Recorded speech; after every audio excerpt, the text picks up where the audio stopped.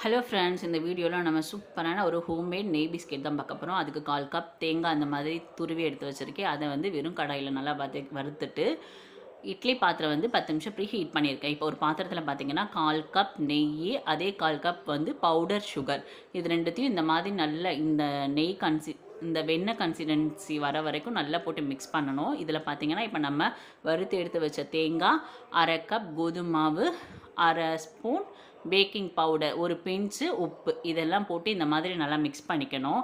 அதுக்கப்புறம் பார்த்தீங்கன்னா இதில் ஒரு 3லேருந்து 4 ஸ்பூன் பால் ஆட் பண்ணி நல்லா இந்த மாவு பதத்துக்கு பிசைஞ்சு எடுத்துக்கணும். இப்போ பார்த்தீங்கன்னா நல்லா பிசைஞ்சு எடுத்தாச்சு. இப்போ நான் ஒரு தட்டில் தான் வைக்க போகிறேன். அதனால் அந்த தட்டில் நெய் தடவி கோதுமை மாவு போட்டு நல்லா இது பண்ணிவிட்டு இந்த மாதிரி ரவுண்ட் ஷேப்பாக நம்ம ஷேப் பிடிச்சிட்டு மேலே நம்ம வறுத்து வச்சுருக்க தேங்காய் கொஞ்சம் வச்சு நல்லா ஒரு 20 நிமிஷம் வேக வச்சு எடுத்தால் நம்மளோட நெய் பிஸ்கெட் தயாராகிடும். இந்த வீடியோ பிடிச்சிருந்தா லைக் பண்ணுங்கள், சப்ஸ்கிரைப் பண்ணுங்கள். Thank you friends.